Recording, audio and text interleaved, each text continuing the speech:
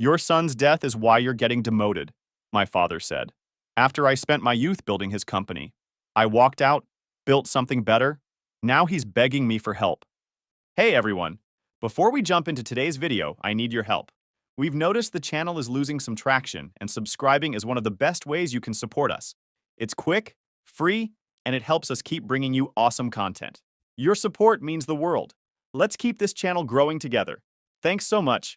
Now let's start the video. Sup Reddit. I never thought I'd be posting this kind of shit on Reddit, but I need to get this off my chest. Maybe it'll help someone else who's dealing with a family that doesn't deserve the title.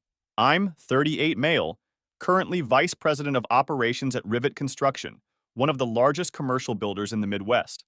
I oversee about 200 employees and multiple million-dollar projects across 3 states. But that's not where I started. For context, my family has owned Ryan Construction for almost 40 years. My dad, Gordon, 64 male, started it as a small residential contractor and built it into a mid-sized commercial outfit.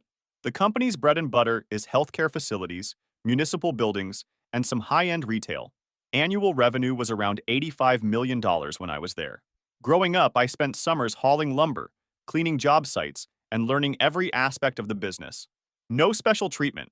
I started at the bottom like any other kid. By 16, I was doing basic framing. By 19, I was running small crews. By 25, I was managing entire projects. I literally lived and breathed that company. 80-hour weeks were standard. I missed buddies' weddings, skipped vacations, canceled dates, all for Ryan Construction. My dad's management style was old school, yelling when things went wrong, rare praise when things went right. But he knew construction inside and out, and I respected that. The crews respected him too, even if they didn't particularly like him. He built that company through sheer force of will and an insane work ethic that I inherited. My younger brother Chris, 35 male, was different. While I was waking up at 5 a.m. for job walks, he was sleeping until noon. When I was taking night classes in construction management, he was partying through a business degree dad paid for. He was the golden child who never had to earn a damn thing.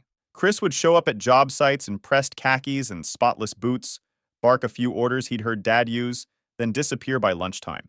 The crews mocked him behind his back, but to his face they nodded and said, "Yes, sir," because he was the boss's son.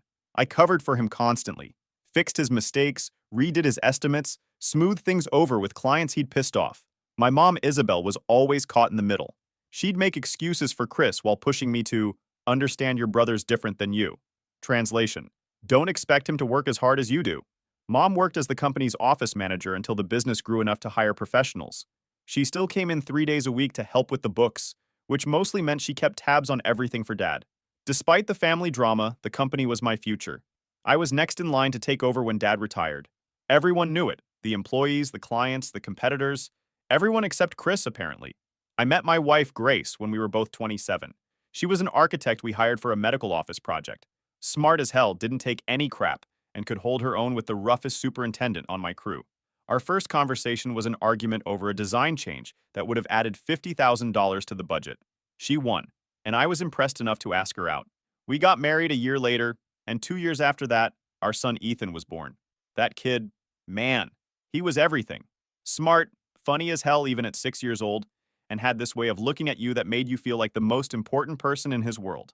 I'd come home exhausted from 14-hour days, and the second I walked in, he'd sprint full speed and launch himself into my arms. Instant reset button. Ethan loved construction sites. I'd take him to the safer ones on weekends, and he'd strut around in his little hard hat and vest, inspecting everything. The guys would sneak him candy and let him sit in the equipment. By age 5, he could name every piece of heavy machinery and knew what it was for. He'd correct people if they called a backhoe an excavator. For the first time in my life, I started questioning whether the family business was worth the insane hours. I was missing bedtimes, missing t-ball games. Grace never complained, but I could tell it was wearing on her too. She'd gone part-time at her firm to have more flexibility with Ethan, while I was still grinding away 70-plus hours a week. But I kept pushing because that's what was expected.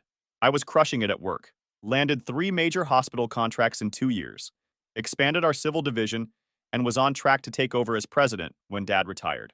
The company had grown to 150 employees under my management, with another 200 to 300 subcontractors on our projects at any given time. Then came that Wednesday in April, the day the trajectory of my entire life changed. The call came at 2:17 p.m. I know the exact time because I checked my watch, annoyed at the interruption. I was in the middle of a heated subcontractor meeting when my phone lit up with Grace's number. Her voice was wrong, shaking. Cole, it's Ethan. There's been an accident at school. We're at Children's Hospital. You need to come now. I don't remember driving there. I don't remember handing off the meeting or what I said to anyone. I just remember running through the ER doors and seeing Grace's face. You know that look that tells you your life is about to split into before and after? That's what I saw. Ethan had collapsed during recess. Some kind of brain aneurysm that no one knew he had. A ticking time bomb that had been there since birth. The doctors were already working on him, but it didn't look good.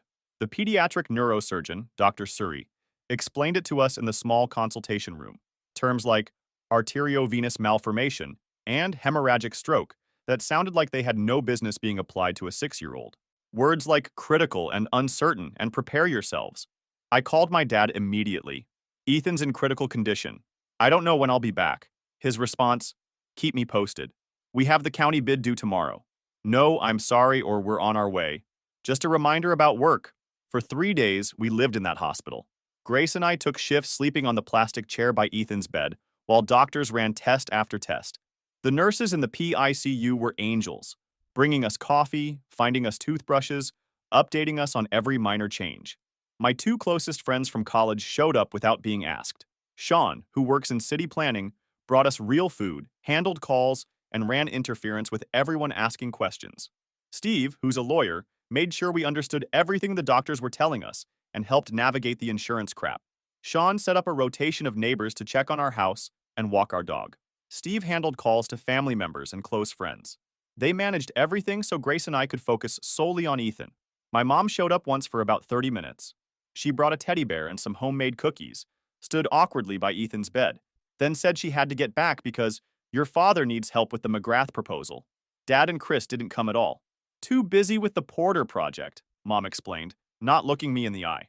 On the 4th day, Dr. Suri came in with 3 other doctors. I knew before they said a word. The damage was too extensive. The bleeding couldn't be controlled. Our son was gone. Just like that. 6 years old. I remember standing in that hospital hallway, Grace sobbing against my chest, while Dr. Suri explained our options. Like there are options when your child dies. Organ donation, funeral arrangements, grief counseling. I felt like someone had scooped out everything inside me and left just enough to keep breathing. We held his small funeral 3 days later. Grace chose everything. The tiny casket, the blue suit he'd worn to my cousin's wedding, the dinosaur toys we buried with him. I couldn't make decisions. I just stood there, holding her up. Grace's family flew in from Oregon. Her parents, 2 sisters, an uncle. They took over our house, cooking, cleaning, answering the door and the phone. My crew showed up in force, hardened construction guys in ill-fitting suits, standing awkwardly with tears in their eyes. Tom, my superintendent, organized a memorial fund in Ethan's name. Sean and Steve handled all the arrangements, so we didn't have to think. Dad and Chris showed up 15 minutes late to the funeral, stood in the back, and left before the service ended. Something about an emergency client meeting they couldn't reschedule. They didn't speak to me or Grace, didn't even approach the casket. I saw Tom watching them leave, his face hardening. He caught my eye and shook his head slightly. I just turned away. I couldn't process that betrayal on top of everything else. A week after burying my son, I went back to work. Not because I was ready, hell no, but because sitting in our too quiet house was killing me. I figured work would distract me, that I could lose myself in schedules and budgets, and not think about dinosaur pajamas and bedtime stories. Grace went back to her firm part-time. Her boss was incredibly understanding, letting her set her own hours and work from home. We were like ghosts passing in our own house, each trapped in our private grief. My team at Ryan Construction was solid. No bullshit sympathy cards or awkward conversations. Just quiet nods, a hand on the shoulder, and picking up slack without being asked. Tom, my senior superintendent, had reorganized all my projects, so the most urgent ones were handled and the rest could wait. The guys on site were different with me. Careful, watchful. They'd pull me aside to show me something or ask a question, giving me an excuse to focus on work problems instead of my life falling apart. I appreciated it more than they knew. Around 2 p.m. on my first day back, Dad's assistant called. Gordon wants to see you in the conference room. When I walked in, Dad was sitting at the head of the table with Chris beside him. Brett Mason, our CFO, who'd been with the company since day one, sat opposite looking uncomfortable. Nobody made eye contact. Have a seat, Cole, Dad said, like this was any other meeting. No, how are you holding up? Or, sorry about Ethan. Just, have a seat. I sat, waiting. The silence stretched until Dad finally spoke. We need to make some changes. The Porter County project is 3 weeks behind schedule and we're looking at major liquidated damages. The St. Luke's Hospital extension is over budget by $1.2 million. I stared at him. Are you serious right now? Those projects were on track when I left. What happened in the past 10 days? Chris jumped in. Don't try to blame anyone else, Cole. These were your projects. Your responsibility. Brett looked down at his notepad, saying nothing. Dad continued like I hadn't spoken. Effective immediately, you're being demoted to project manager. Chris will take over as vice president of operations. Your salary will be adjusted accordingly. The room started to spin. You're demoting me because I took time off when my son died? Business doesn't stop for personal problems, Dad said, shuffling papers. We almost lost the West Side contract while you were gone. I looked at Brett, who'd been like an uncle to me. He'd taught me estimating when I was still in high school. He wouldn't meet my eyes. This is bullshit and you know it, I said. Those projects were on schedule. I checked in with Tom before I left the hospital. What did you two do in the past week? Chris smirked. Maybe if you were focused on work instead of… Dad cut him off, but then delivered the killing blow himself. Your son's death is costing this company millions. Your son's death is why you're being demoted. If your son hadn't died, these projects would still be on track. The room went silent. Even Chris looked shocked at how Dad had phrased it. Brett finally spoke. Gordon, that's not… Stay out of this, Brett, Dad snapped. I sat there, blood roaring in my ears, unable to process what I'd just heard. My father had just blamed my dead 6-year-old for company problems that didn't exist 10 days ago. Say that again, I said, my voice quiet. Dad looked directly at me. The company comes first. Always has. You used to understand that. I stood up slowly, my chair scraping loudly across the floor. My son's name was Ethan. He was 6 years old. He loved dinosaurs and could already read at a 3rd grade level. He died 4 days ago, and you couldn't even be bothered to stay through his entire funeral. I reached for my company badge and keys, setting them on the table with a finality that echoed in the quiet room. You want to know something, Dad? I've given this company everything. Missed vacations, worked 80-hour weeks, sacrificed time with my family, with my son, for this place. And it turns out the company I've been killing myself for isn't worth a single day of my son's life. I walked out without looking back. As I packed up my office, Tom appeared in the doorway. I heard, he said simply. They're making a mistake. Within an hour, word had spread. One by one, people started stopping by. Jim from estimating, Raphael from field operations, even Diane from accounting. By the end of the day, 7 key people had resigned, including Tom and Brett. Not with big dramatic speeches, just quiet, firm decisions that required no explanation. As I carried my box to the parking lot, Brett caught up with me. This isn't right, Cole. Your father's making the biggest mistake of his life, and I told him so. Those projects were fine. Chris messed with the schedules after you left, pushed deadlines up, reassigned crews, changed material orders. I wasn't surprised. Why are you telling me this? Brett looked at me, decades of loyalty warring with his sense of right and wrong. Because I've watched you grow up in this company. Because I helped your dad build this place, and I can't be part of what it's becoming. That night, I sat in Ethan's room, holding his favorite T-Rex toy, and made myself a promise. I wasn't going to just walk away. I was going to rebuild and make them regret the day they used my son's death against me. The next morning, my phone started blowing up with calls and texts. News travels fast in the construction world, especially news this juicy. By noon, I had job offers from 3 competitors and 2 former clients. Apparently, Chris had sent out an email to clients explaining my departure by hinting that I'd made critical errors on recent projects. Classic Chris move, throw me under the bus while I was still reeling from burying my kid. But it backfired spectacularly. Our clients weren't idiots. They knew who really ran those projects. One client, the CEO of Midwest Healthcare, called me directly. Cole, I got this bizarre email from your brother. What the hell is going on over there? When I told him the bare minimum, that I'd been pushed out after taking time off for my son's death, he was silent for a moment. Then, we're putting our next 3 projects on hold until this is sorted out. Your brother's not running our $20 million cancer center. No way. But one message stood out from all the others. Jack Russo, owner of Rivet Construction, and my dad's biggest competitor for the past 20 years. All it said was, lunch tomorrow? The Chop House, 1 p.m. Jack and I had crossed paths at industry events but never really talked. My dad hated him with a passion, claimed Jack had stolen clients years ago when they were both starting out. The rivalry was legendary in local construction circles. I figured I had nothing to lose, so I went. Jack was already there when I arrived. Tall, fit for a guy in his early 60s, salt and pepper haircut, military short. He stood to shake my hand. Firm grip, direct eye contact. Thanks for coming, Cole. I heard what happened. Your old man's a real piece of work. We ordered, making small talk about industry gossip. Jack was surprisingly easy to talk to. Straightforward, no BS, with a dry sense of humor that reminded me of some of my site supervisors. He knew his stuff too, asked detailed questions about material cost trends and new structural systems. Finally, Jack got to the point. I want you to come work for me. VP of Operations, full autonomy, salary that beats what you were making by 35%. And I want your guys, the ones who walked out with you. All of them. I almost choked on my water. Why? You don't know me, not really. Jack leaned forward. I know enough. I know you turned the Saint.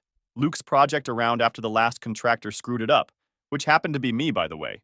I know your crews don't quit because you treat them like humans, not machines.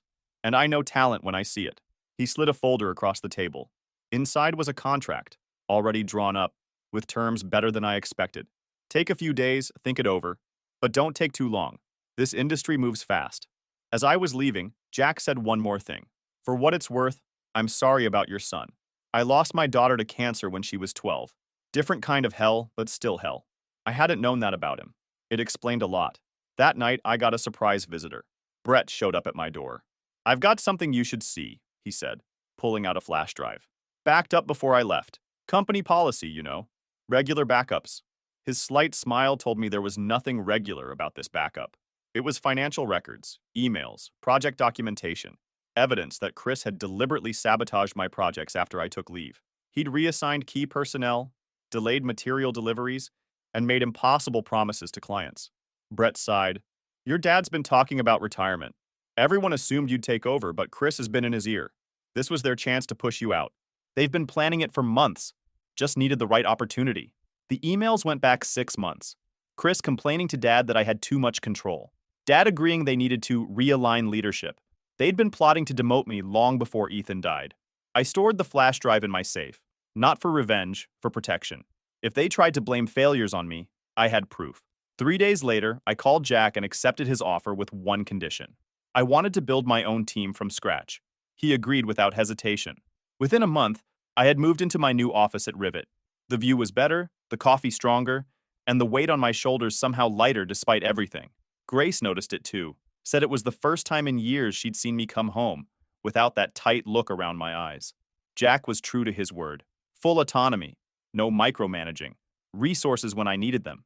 My team, the 7 who'd walked out with me, slotted into their new roles like they'd been there for years. Tom took over field operations, implementing a new quality control system that cut our rework by 40%. Raphael, who'd been underutilized at Ryan, revolutionized our tech infrastructure. Jim from estimating brought his entire client database with him. Perfectly legal. He'd built those relationships himself. Brett didn't come with us. Too old to start over, he claimed, but he consulted behind the scenes, helping us navigate the transition.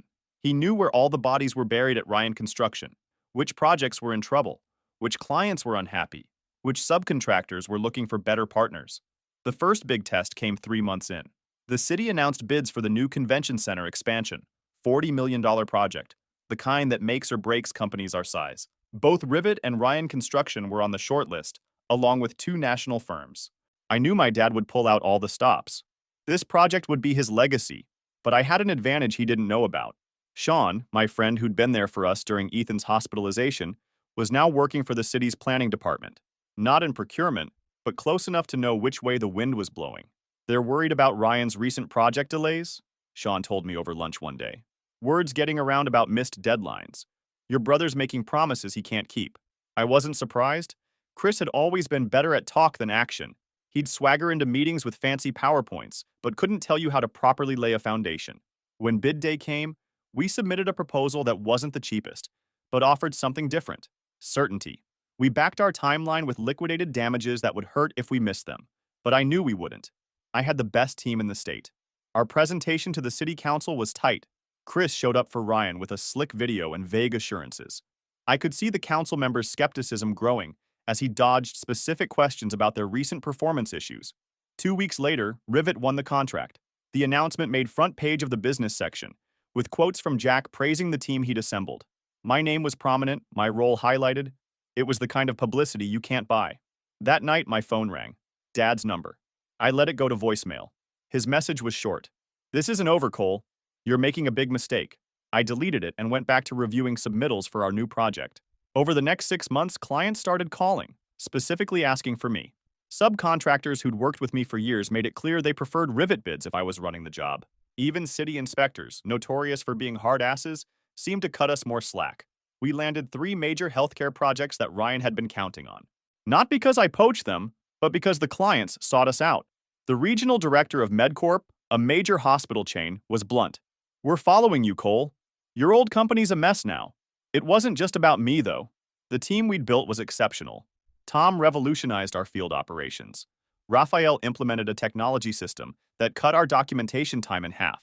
We were leaner, faster, and hungrier than Ryan Construction could ever be. Jack gave me the freedom to implement ideas Dad had always shot down as unnecessary expenses, like an apprenticeship program that created a pipeline of skilled workers, and a project management system that gave clients real-time updates on progress and costs. 1 year after I joined Rivet, we had increased revenue by 42% and secured the top spot in regional commercial construction rankings, a position Ryan had held for 5 years straight. I wasn't deliberately trying to destroy my father's company. I was just building something better.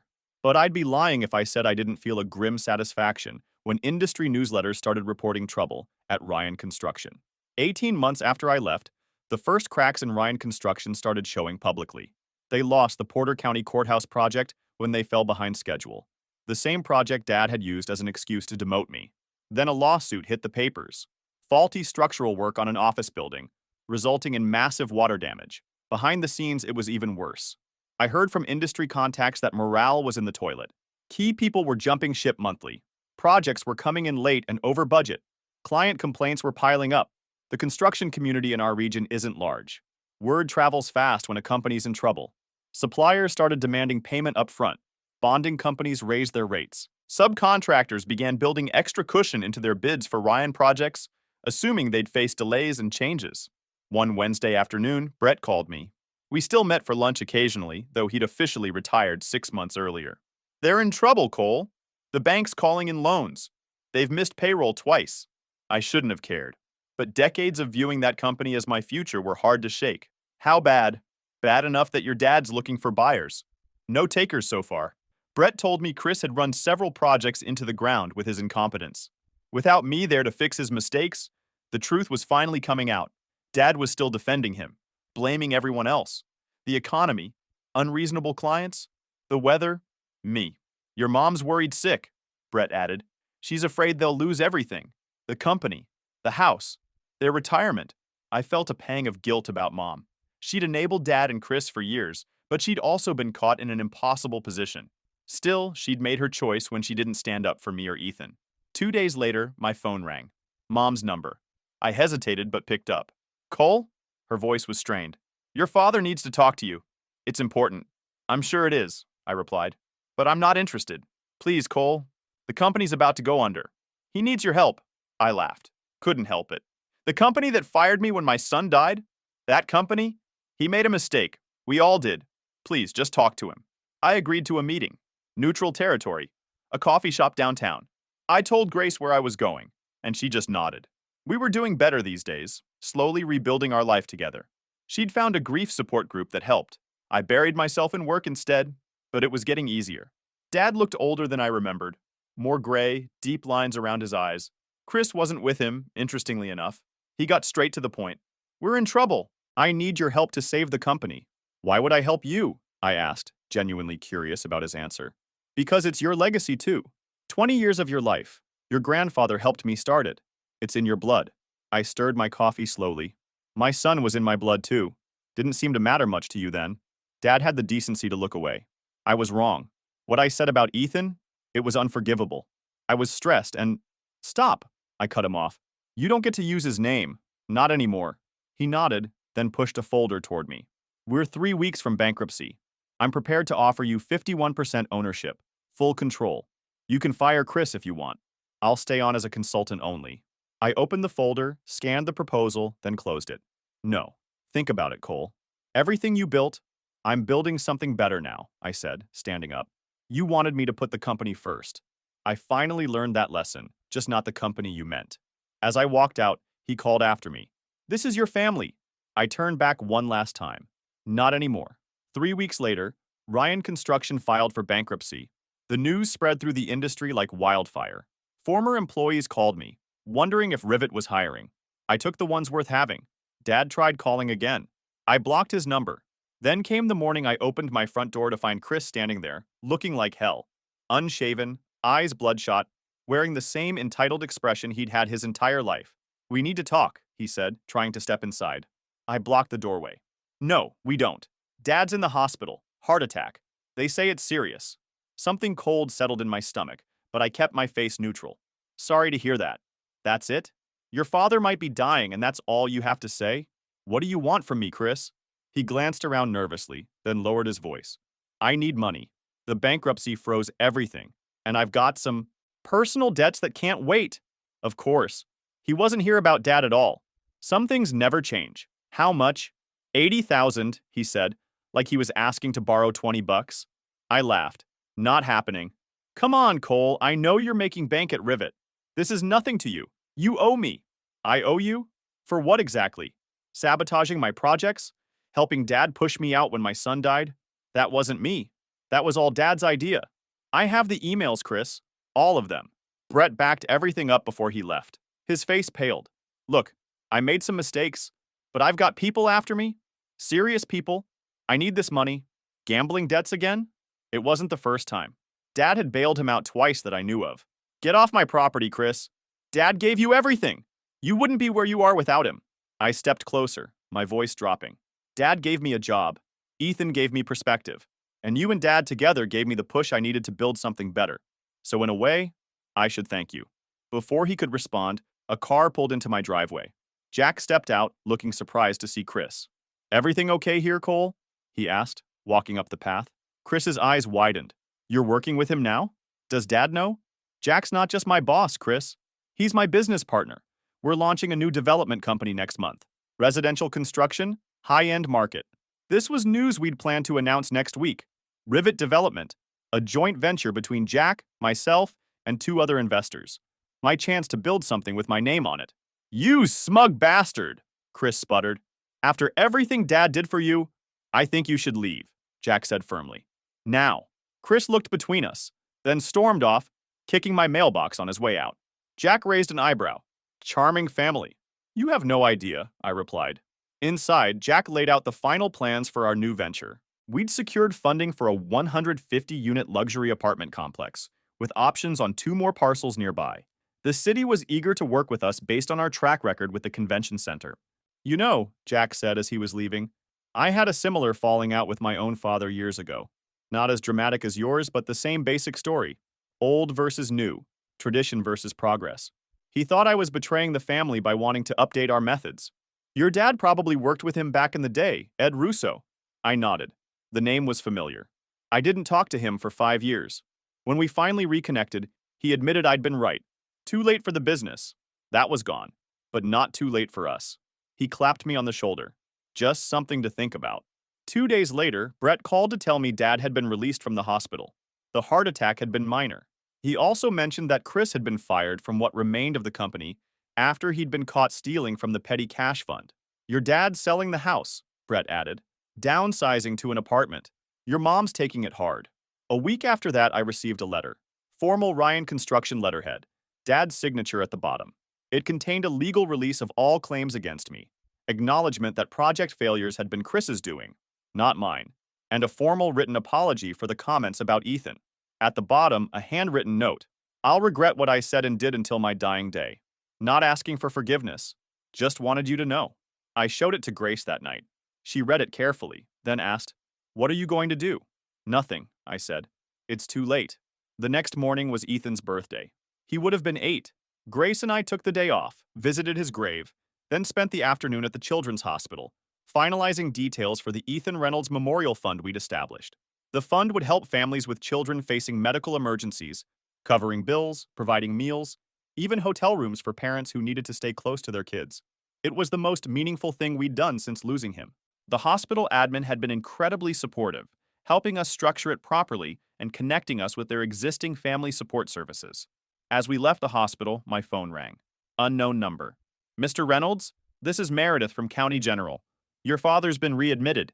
He's asking for you. I almost declined, but something, maybe Ethan's memory, maybe just basic human decency, made me say, I'll be there in 30 minutes. I told Grace, who squeezed my hand and said she'd come along if I wanted. I told her to go home and rest. This was something I needed to do alone. The hospital was on the other side of town. I used the drive to remind myself that I wasn't doing this for Dad or for my old life. I was doing it to close a chapter properly, on my terms. Dad was alone in the room when I arrived. No Chris, no Mom, just monitors beeping and an old man looking even older than he had a few weeks ago.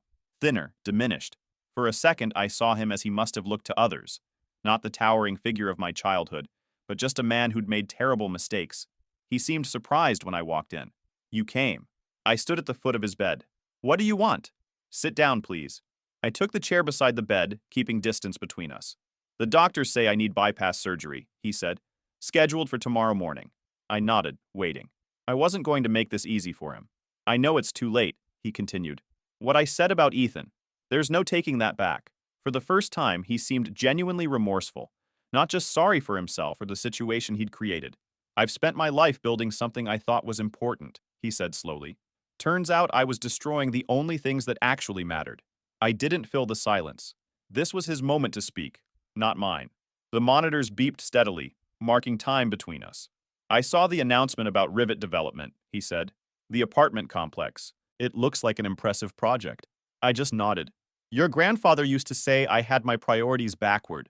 Too focused on the business, not enough on the people. He was right. His eyes were tired, bloodshot. I wanted Ryan Construction to be my legacy. I thought I was building it for you and Chris. Turns out I was just building it for myself. I could have pointed out that I'd tried to tell him this for years. That I'd begged him to delegate more, to take vacations, to come to Ethan's t-ball games. But what was the point now? I'm not asking for your forgiveness or your help, he said finally. I just wanted to look you in the eye and tell you I was wrong about everything and to say I'm proud of what you've built. You've done it the right way. I studied him for a long moment. Is that all? He nodded. That's all. I stood up. Good luck with your surgery. At the door, I paused. I'll have someone check in with your doctors tomorrow. Let me know how it went.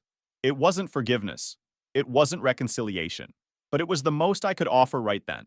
Walking out of that hospital, I felt lighter somehow. Not because things were fixed. They weren't, and probably never would be.